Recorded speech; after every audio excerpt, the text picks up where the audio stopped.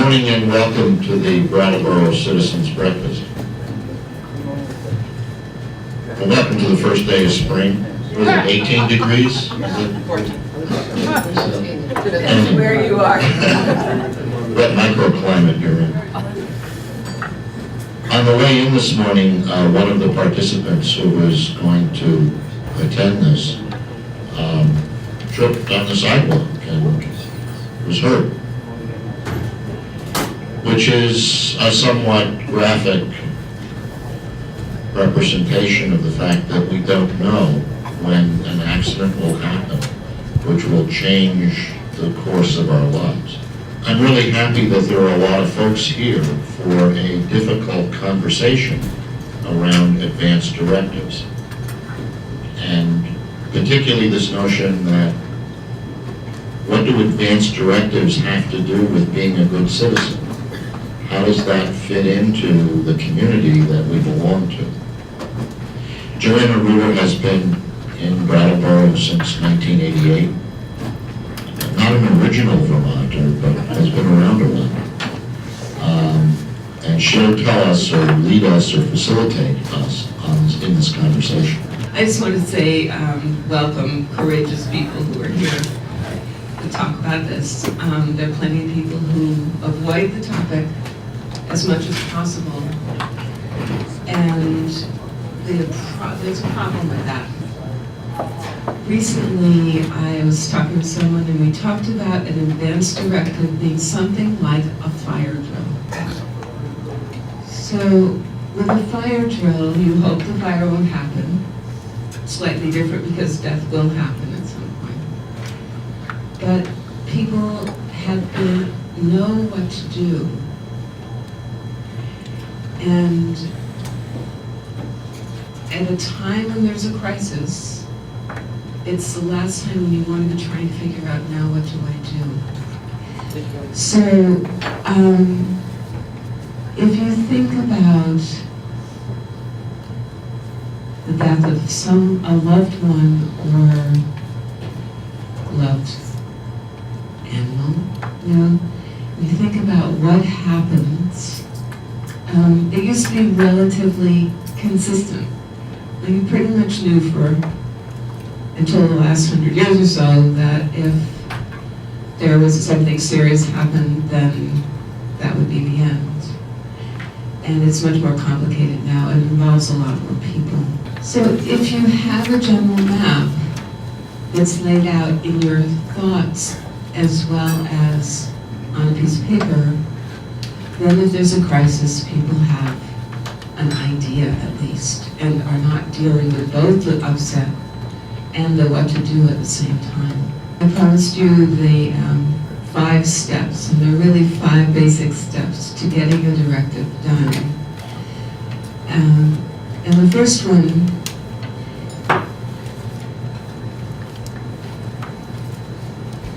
is having somebody who will speak for you if you can't speak for yourself. The thing about directives is that even though they can help you think ahead of time, if you're conscious and able to talk, then you'll be talking. And you're the one who will say, this is what I,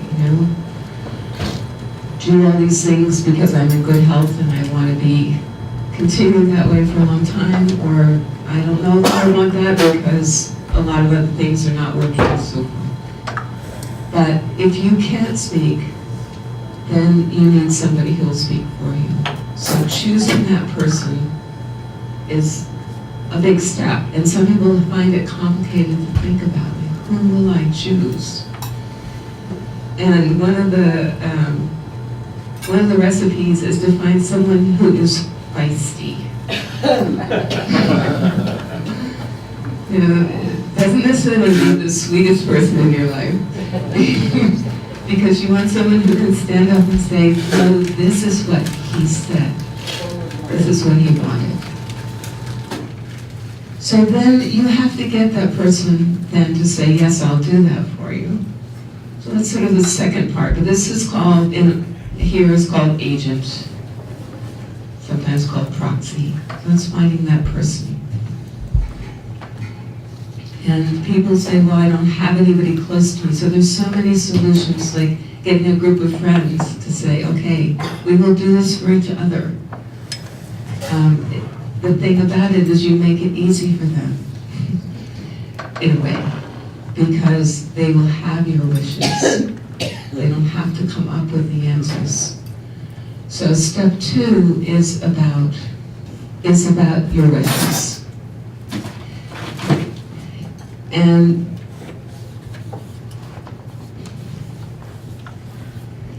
this takes talking, thinking, journaling maybe, having conversations with kids and family and clarifying, okay, so what do I consider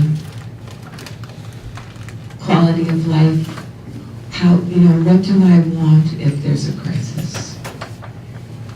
So it's thinking about it, talking about it with your doctor, talking about it with a faith person. If you have a minister or a rabbi, talking with that person about what your beliefs are. And this is one of the things that doesn't happen a whole lot. This is why we're having a breakfast conversation. And yet in some families it becomes easier. There's a woman whose grandfather said, so honey, to his 8-year-old granddaughter, one of these days, not too long from now, I will probably die, and people will be sad, and I will be sad to not be here, but it happens to everybody. And what I want you to do is help me pick out what suit I'm going to be wearing. And it really changed her life. Her whole trajectory was, oh, so people die, and you pick out the suit, and it's not something foreign.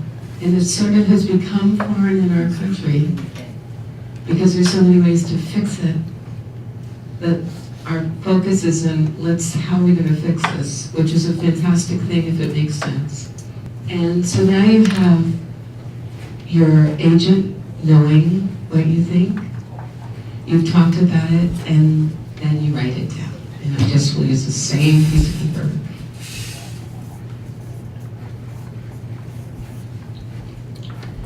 So Vermont has been really wonderful about working to make this as easy as possible. You can download an advance directive online. And there's now one that's just 2 sides of a piece of paper. It's the shortest one yet. And the thing about that is that it's really something that every single adult should have.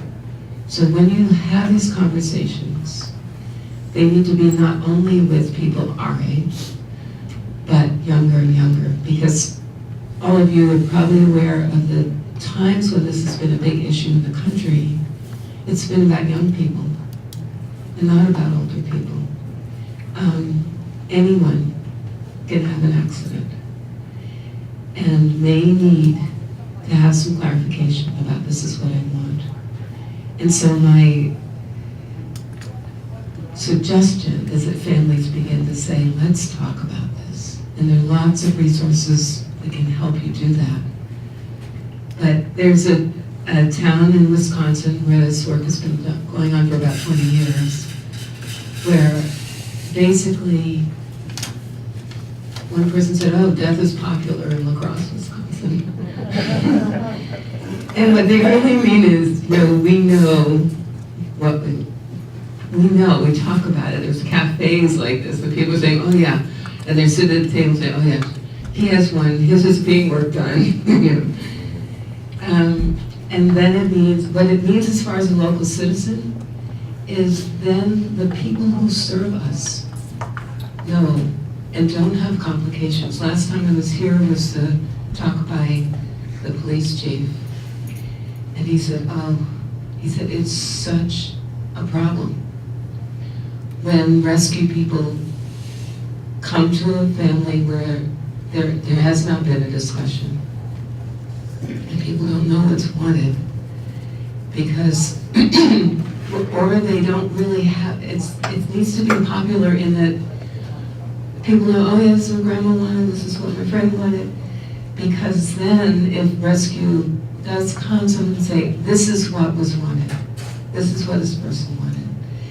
What sometimes happens otherwise is rescue gets going and starts to do intervention, and then somebody says, but do you know what this is?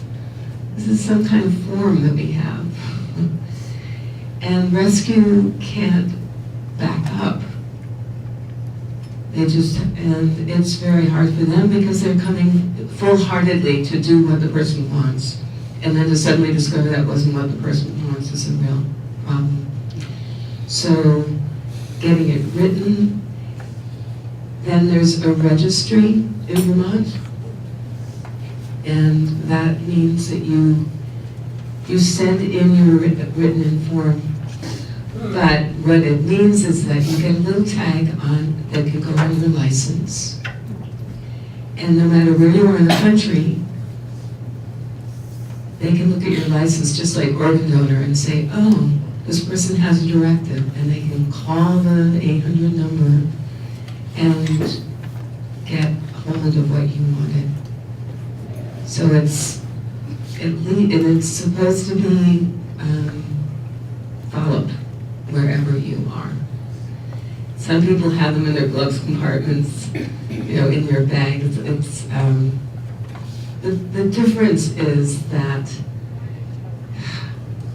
there's so many different levels of fixing things now that it's not a simple yes and no question. Again, after it's registered, after you give it to your doctor, after you give it to your people, keep on talking because things change. And you can always update your directive, but just even information changes. And so making this a conversation that is comfortable just gives everyone more chance of having the time they spend with you as dear and loving as possible, instead of being, oh my goodness, we don't know what to do. I have with me here today, willing to talk, Suzanne Baxtresser, who has another piece of the picture, which is, so we were talking about what you want at the end, at the very end, but she, as we also have Connie here from Brattleboro Area Hospice, is part of hospice, and people just like not thinking about that don't realize that there's a really, I would say, kind and helpful resource that is available quite a long time before death. So, good morning, everyone. I am so glad to be here, and Joanna and I have partnered up a bit because I work as a hospice nurse, and I've been a hospice nurse for many years, and I want to talk about how hospice is the way to support your advance directives. And just also to give you some information, some facts about hospice. When I say hospice is a way to support advance directives, I'm thinking of a story of a patient I have. She got to the hospital after an incident at her home, and once she was in the emergency room, she said, "Why am I here? I signed a piece of paper. I don't want to die in the hospital." What happened was we did get her out of the hospital, enrolled her in hospice, and she died, I'm sorry to say, 4 hours later. How hospice could have helped is if she had a life-limiting illness. If she had been on hospice, she wouldn't have had to go to the hospital. She could have stayed home, and that's what hospice is designed to do. 80% of people say, I would like to die in my home. And what happens is that panic, emergency, like Joanna was talking about, takes over and you want to get help. And what hospice offers is a way to call up your hospice nurse and say, or my mother her breathing has changed, what do I do? And what the hospice nurse will say, remember the medicines we have there, you can give them to her, or I'll be there in 20 minutes. So hospice is the way, with a life-limiting illness, that you can get support at home. I can guarantee that if you call your doctor at 12 o'clock tonight, at night, they're going to always say, go to the emergency room, because they want to protect you and they want to protect themselves. They want to do what's right. So hospice they're specialists in navigating end of life. So what's end of life for hospice? Everybody hears you're eligible for hospice. So what does that mean? Eligible for hospice means you have a life-limiting illness. You could still be walking around, you could still be going shopping, you could be having a great time, enjoying the rest of your life, but you know that you have a life-limiting illness. What they say in the hospice for a doctor, you have to certify that you have 6 months or less to live. 6 months sounds like a very short time. What happens in hospice is that 6 months will often stretch to 9 months, to a year, and you're still eligible for hospice if you can demonstrate that there is still a decline. You're losing weight, maybe you're not as active. There are things that are still making your disease progress. So I want to stop here and just clarify hospice, because in Brattleboro we have a wonderful volunteer hospice. I mean, they're the heart and soul of end-of-life education in this community. And what they do, I'll just briefly say it because I'm going to focus on the medical piece, they provide volunteers to come to your home. They provide people who will walk your dog, people who will help with the dishes, people who will find out what you need and lend assistance. They provide equipment, they provide education, they provide bereavement. They also have a program that's an amazing program, which is if you have an illness 2 years ahead, you can start getting their services 2 years if you need support, if you're into an illness where you start needing support. What I work for is a company called Beata, which is a medical-based hospice. And there's Visiting Nurse, which is also a medical-based hospice. So we have Beata, we have V&H, Visiting Nurse, and we have Brattleboro Area Hospice. Brattleboro Area Hospice works with Beata, works with Visiting Nurse. We all know what our Social Security benefit is. We all know a lot about Social Security. It's the same with hospice. Medically based hospice is a service that you are entitled to. If you have a life-limiting illness, you are entitled to this program that the government came up with. Unbelievable that people don't know about it. You are entitled to nurses who will come to your home. The nurses will come 1 day a week, 2 days a week. If you need more services, they'll come 3 days a week. Sometimes at end of life, we have a nurse in someone's home every day. The nurse is not staying the full day. The nurse will come in, help the family understand what's going on, saying, okay, yes, this is normal. Yes, give this medicine. So you'll have a nurse in there. This is paid for by the government. It's called the Medicare Hospice Benefit. Hospice has to give you also a home health aide. So again, there's somebody who's coming into the home, and they're the people who will help you bathe your loved one, help you do the personal care. And again, it's not that they stay all day, they come in and they help out. You're also entitled to have a social worker come in.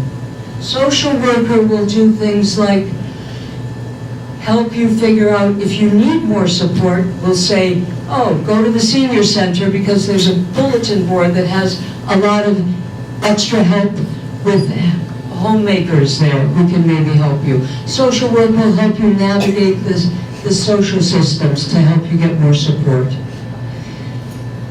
We also have a spiritual care provider, and that person is somebody who's going to help you figure out, okay, what about funeral arrangements? What are you planning? What are the emotional needs that maybe this person can address? You are entitled to the hospice benefit to get equipment that you need. That means you can get a hospital bed, you can get a walker, you can get a portable bedside commode. So you need someone, and this is where hospice helps, helping you navigate, what do I need so I can keep my loved one at home? If it's a hospital bed and a bedside commode, you're entitled to that. That's paid for by the government. The other thing you're entitled to is all the medications that are related to your primary diagnosis. Often in hospice, people are taking so many pills that they do not need to take anymore. You know, the big multivitamins. Why am I taking this? I choke on it. So part of what hospice does is it sort of limits how many medications you're taking in terms of what's most important. I think two things that are important in closing. There's a lot of information that is about how you can help yourself at the end of life that hospice can help with. And you can call Beata, you can call Brattleboro Area Hospice, you can call visiting nurse and say, I need some information. Would you come to my house and talk to me about what's available to me to help? So that's the first thing in terms of resource. And then again, just back to what Joanna was saying, hospice is the way to help support your advance directives so that your wishes are carried out. I brought these because to me this is really what, it may sound silly, but really this is what advance directives are about. In that, if you've talked about this and have laid out your wishes and thoughts and shared them, then there's much more possibility of having the things that you want and having them around you. You know, and we make so many plans for weddings and vacations. It's like another plan. Just getting a plan in place. Thanks very much. It's helpful. My wife and I actually have directives, but it's been a little while, and I'm not sure we've sent them to the correct places, etc. So if we create a new one, how do we ensure that the new one is sort of in effect, and that the old one, you know, somebody didn't take out the old one for some reason? And so the registry is a really good place to send it to. And if you send a new directive to the registry, they know that's your directive.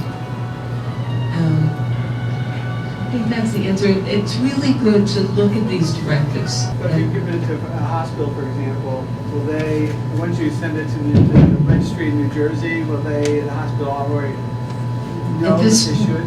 Not necessarily. At this point, you want to give it to your doctor, and best would be to take one with you. If you know, that's sort of the glove compartment idea. The hospital does have them on record if you've already used the hospital service and you gave them a directive. But they, at this point in Brattleboro, it's not necessarily completely coordinated. The thing that makes me most uneasy is that the registry that you send your document to is all computerized, I mean, I'm assuming that these days, places like this are all computerized. How do you reassure yourself that the old directory isn't filed on top, for example, that the new directive, how do you assure yourself that they have the most up-to-date copy that would be transmitted in the event of an emergency? So I have been trying to figure that out. To tell you the truth, I don't have the answer exactly. Your provider has an access code. Your doctor has a special access code. But, and the registry sends out a update. Each sends out a form that says, update whatever. How exactly to make sure?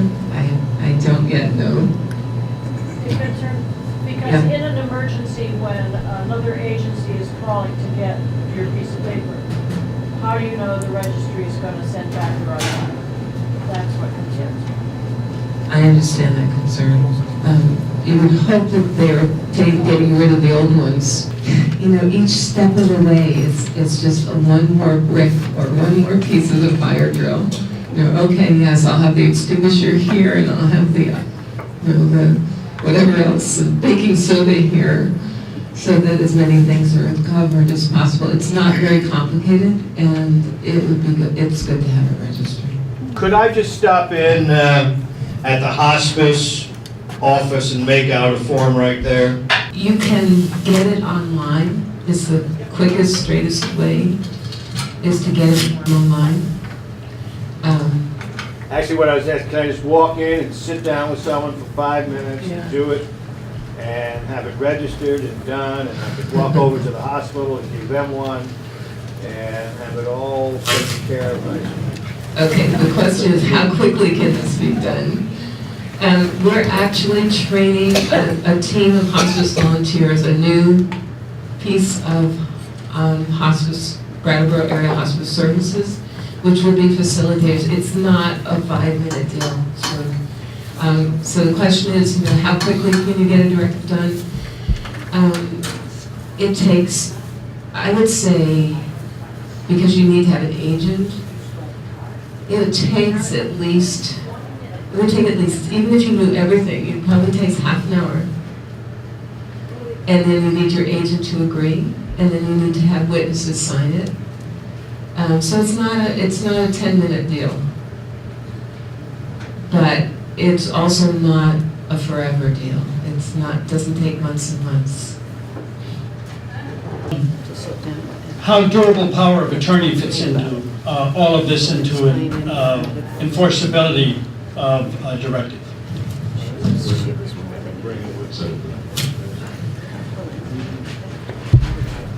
So there's durable power, there's different durable power of attorney. I'm not a lawyer, but the durable power of attorney for healthcare is the old terminology for what's now called an agent. And you used to have to do that with an attorney. The advance directive in Vermont is made so you don't have to go to an attorney. You just need to have the agent say, yes, I'll do this, and then have 2 witnesses who say, this person is signing this of their own free will. So I would say, go ahead and get a directive done, a modern, 2015 directive to accompany whatever you already have. Actually, my doctor offered to sit down with me and go over it, explain any of the medical issues. She was very eager to do that. I said, well, I've already done it, so. But you can talk to your physician and see, if they're receptive to that idea. Good doctor. Some doctors really feel it's part of their job. Hospitals are required to ask if you have a directive, but the actual filling it out takes more than most doctors have time to do. So that's pretty special. And doctors, there is a movement to have doctors be compensated for having those conversations. So it's something you can say to your doctor, would you sit down and have this conversation? And there's a way that they can bill so that they get paid for that and you can get the time you need. Thank you. I'll be around after for questions. There are a couple of handouts, and it's great that you are here and get everybody in your life together. Thank you very much.